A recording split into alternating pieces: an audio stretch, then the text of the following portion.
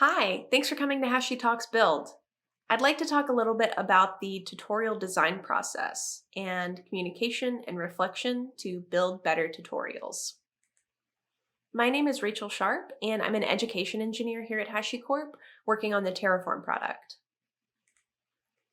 In this talk, I'd like to go over what the education team has learned while making tutorials, some of the processes that we've used and improved on, and how maybe these processes can help you going forward in your documentation or tutorial writing. We'll look at the tutorial design process, how we collaborate, some style guide standards, and some tips to help you peer and self-edit your work. You may be asking, why are we talking about writing tutorials at a technical conference?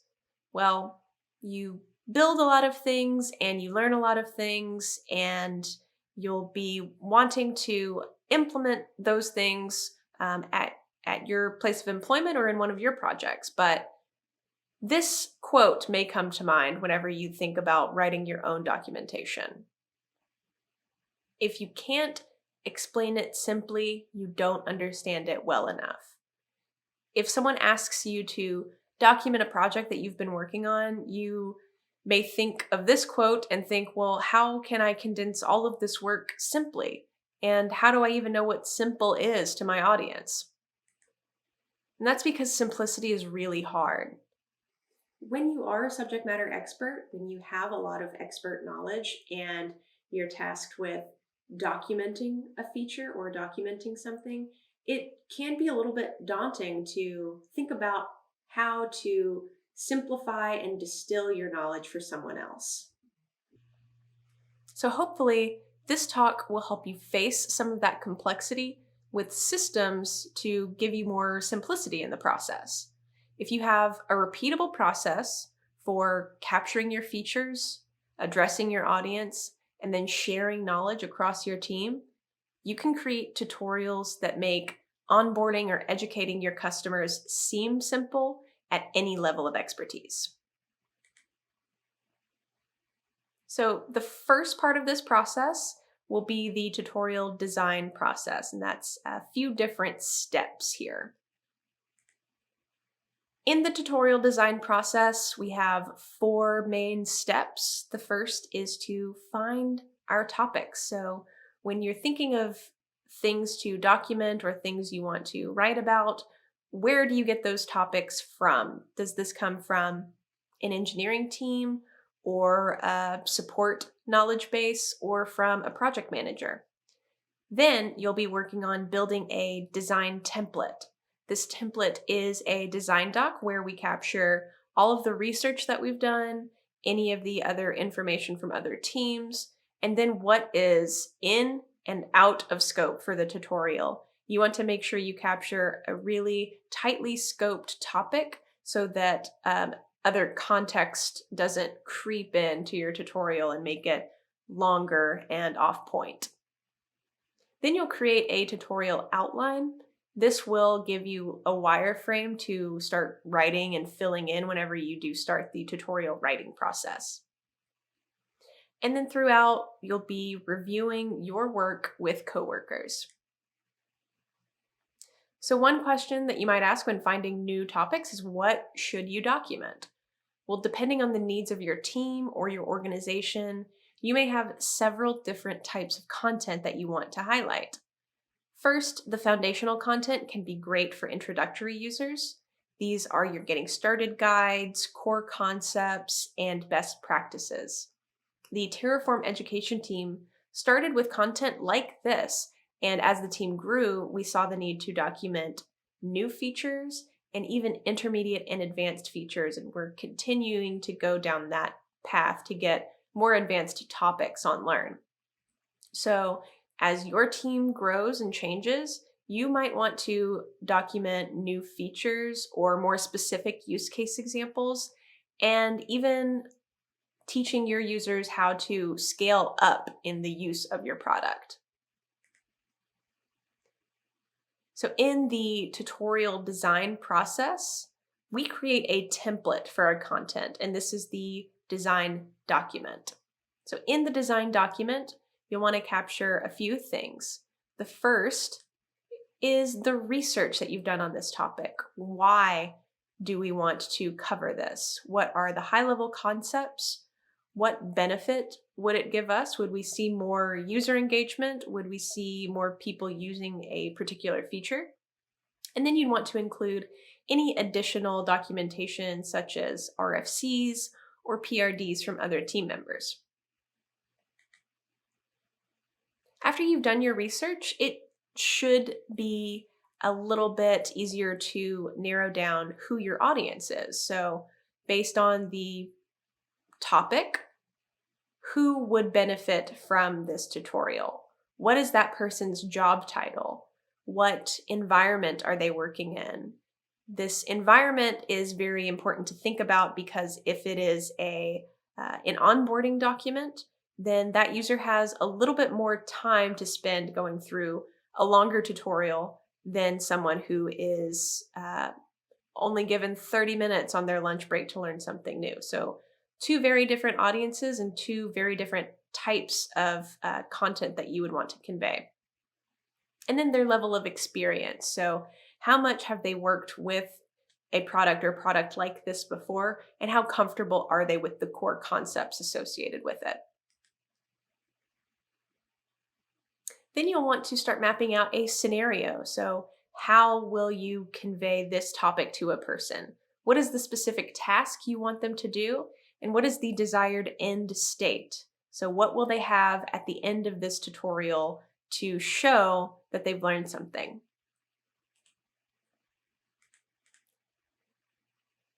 And then why do we want them to go through this tutorial? After they have done the tutorial, will they learn more about the topic itself? Will they have a new feature in their production environment, or will they just have more confidence when working with this in the future? So with your thoroughly researched topic and your audience research and scenario, you have everything that you need to start going through a tutorial outline. This will fill in the rest of your tutorial, but right now we're using this as wireframes for your documentation. So we know the exact formula that we want to follow. We want to give an introduction as well as capture any prerequisites, then tell the user what they'll be doing.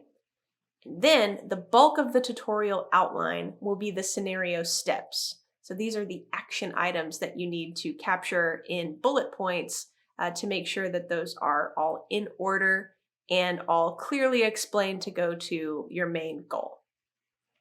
Finally, you have your next steps, where we'll go over a little bit more of what is included in that, but it's typically a reiteration of what the person has done and more in-depth content that they may want to explore. So we've designed something, we've gotten a tutorial outline and a scenario that we think will get us to giving a user more knowledge than they started with. So to ensure that we have everything that we need, we want to start the collaboration process. And that is the review, editing, giving and receiving feedback. So our team collaboration of giving and receiving feedback happens in a few phases. The first is to ask. You have to put your content out there and you have to do it early and often. In the design phase, in the scenario building phase, this is particularly important because getting more people to review that means that you have more context and more collective knowledge to get anything that you may have missed.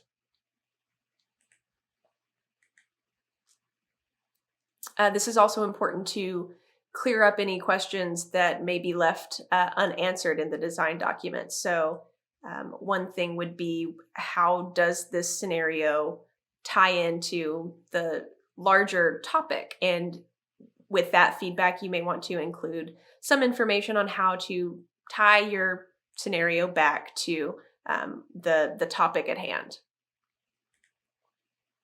Next, you'll want to run the scenario steps. This is the run book portion of the collaboration phase, once you've built out your scenario and because you've been working on this for a long time, there may be things that you missed. So having a new user try to run that from end to end as written will expose any hidden or implied steps that you need to document. Then there's reading the scenario content. So based on the research and audience analysis, does this scenario fit that? Or does the audience analysis fit the research? You want to make sure that your topic choice and your audience analysis are correct and drive towards the scenario end goal. And then asking for approval to integrate that feedback. So at different points during this process, you may have comments or concerns or questions from your coworkers and collaborators. And it's important to address and integrate that feedback so that they can give approval so that you can move on to the next phase of the process. This is an example of a design doc template with a stakeholder table. This is where we have collaborators and coworkers sign off on what they've read and if they have any additional comments that they think should be addressed here. This is great to capture the people who have worked with you so that you can kind of later on in the process go back and ask them again, does this clear up any questions that you have or does this address your concerns? And then they can give you a check mark and you can go right on to the next part of the process. The next part of the process is writing your drafts. This cycle will start all over again when you start actually writing and filling out your outline and making more content in this tutorial. So of course, there's a relevant XKCD for this. A person, we'll call them the reviewee. The reviewee is asking for a review from the reviewer, and the reviewee says, I'm self-taught, so it's a little bit messy, and the reviewer just roasts the content that they're going over. So it can sometimes feel like this to receive feedback on your work, but communicating with empathy and being able to reflect on your end goal always facilitates better documentation. When you are giving feedback and receiving feedback, it's important to process that thoughtfully. You want to make sure that you're giving something constructive and applying that constructive commentary into your documentation because it's for the good of the end user. And at the end of this roasting, the reviewee says, okay, I'll read a style guide. So speaking of style guides, what are they and why should you have one? Well, style guides are an agreed upon set of standards to apply in your writing. You can find these online. I believe the Google Technical Writing team has a style guide that's public that you can review and add additional information to, but some standard good style guides always include a few things. So the first thing is to keep it simple. You want to keep your audience engaged with simple, direct language. So an example of this is click the update option or click the update button. And sometimes the easiest way to keep something simple is to give them a screenshot instead of having to give a lot of additional context in maybe an online user interface or a graphical user interface. Just give them a screenshot. That can be the easiest, simplest thing. Next, using clear and direct language. So why would you waste time saying a lot of words when a few words do the trick? An example of that is to say you will create. We're using you here because it is a direct, reader-centric sentence. So we want the person reading this, you, will create this, and it keeps the audience engaged. Next is consistent tense and active voice. So the apply command builds. Active voice keeps the action driving through the rest of the tutorial, and consistent tense make sure that the user is always doing something in the present. if you need them to do something in the future, then that should be in a future tutorial. And then using shorter sentences. Longer sentences lead to longer paragraphs, and longer paragraphs sometimes have people skim over them and miss important information. So using shorter sentences like create a virtual machine. That is a direct sentence that you can't really skip over if it is the entire point of the tutorial or the point of the step. And then next, some don'ts. So these are some things that you want to avoid, like excessive jargon. It can be difficult to avoid jargon in a technical document, but you don't want to use buzzwords like streaming leading edge paradigms. And if that is in someone's talk today, I apologize. But in your tutorials, you should avoid jargon like this because it doesn't really give the user something to do. Next is passive voice. So passive voice, like infrastructure is built by Terraform. We don't get to Terraform until the very end of that sentence. Then we have to do some sentence remapping to say Terraform builds infrastructure. And that is a little bit, it slows us down a little bit whenever we're reading a tutorial. Next, there's ableist or insensitive language. There are some great examples of substitutions for ableist language online. I would recommend that you check those out. But one that comes to mind for me would be see the return output. Some people use a screen reader to have output read to them. So you want to be able to be inclusive in your writing and just say what you expect in the output. So the output returns this. Insensitive language, like it's so easy my cat could do it, that's a judgment call that is not necessary in your tutorial writing. And then finally, you'll want to avoid being funny or friendly. Trying to be funny in a presentation or in a person-to-person class is fine, but humor can be hard to translate sometimes in a tutorial. And if a person doesn't find it funny, then that can be off-putting. Then finally, being friendly. For newer technical writers or people who are writing tutorials for the first time, using a lot of direct active language can feel unfriendly, but remember that by being direct, you're doing exactly what you need to do for the user. So now that we get into the actual writing, so you have your outline where you've already documented your prerequisites and what the user will be doing. How does that get filled out into an introduction template?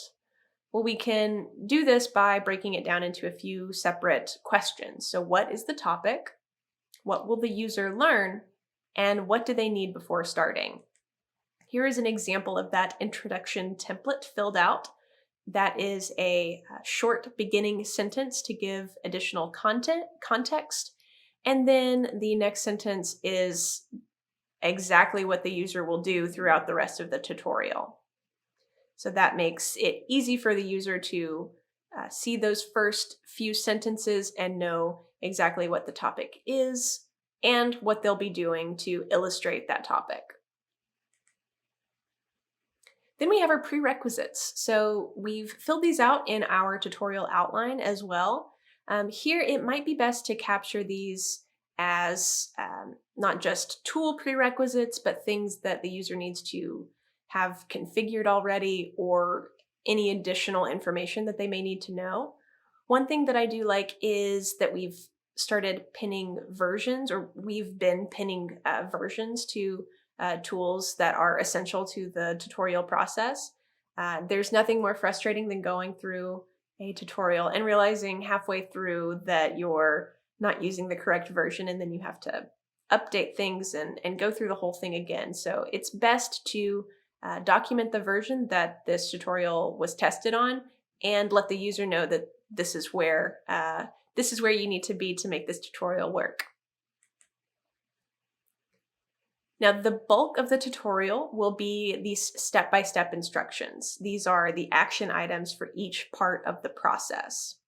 Now, for the Learn to Learn platform, these tutorials contain a limited number of steps, and depending on your audience, you may want to divide those steps into separate documents. So we tend to do no more than 10, no less than 5, so that there is enough content that the user can follow along, but it's not too long that they may need to stop and come back to it.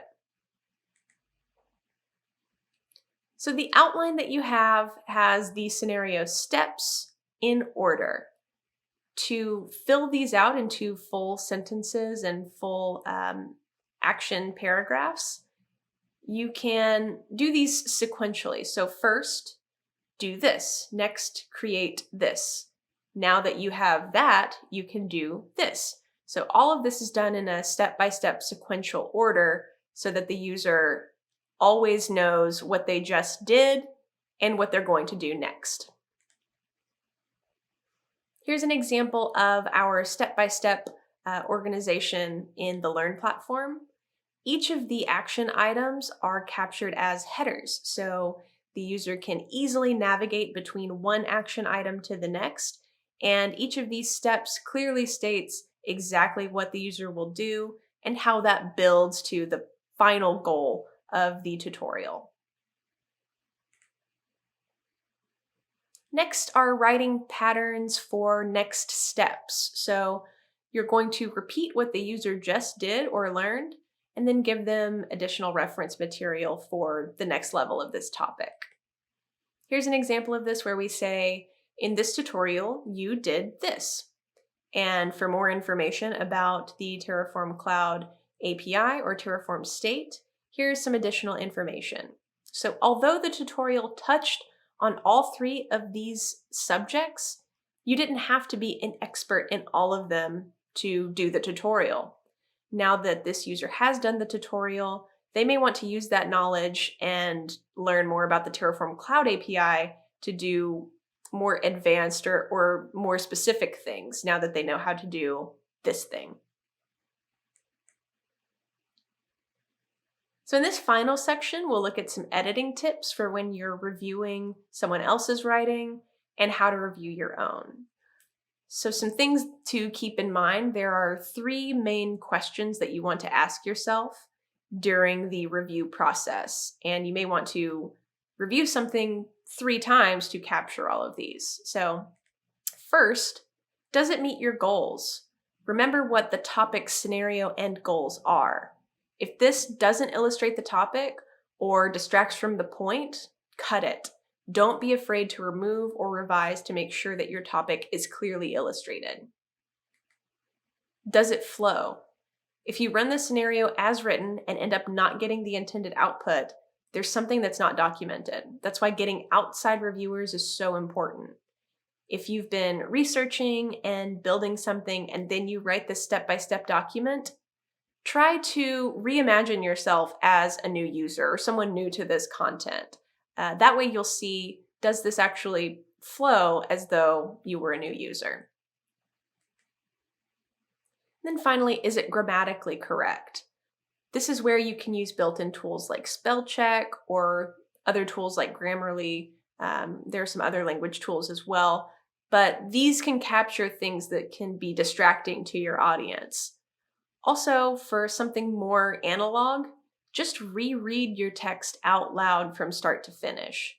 If it is hard to speak, then it might be hard to read, and that's a good indication that you need to change something, move some things around, or just make things a little simpler.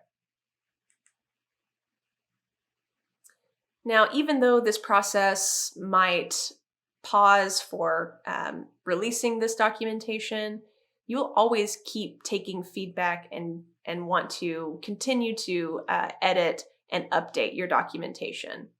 So in this example on the Learn platform, after each tutorial, we ask the question, was this helpful? And then you can give us a thumbs up for yes or a thumbs down for no. We do read the feedback that people give during this. So anything that is unclear we want to address so that we can measure the success of the tutorial. If there are a lot of people who don't find the tutorial helpful, then something was wrong and it wasn't successful. If a lot of people do find the tutorial helpful, we want to measure why and how we can keep that going through other tutorials.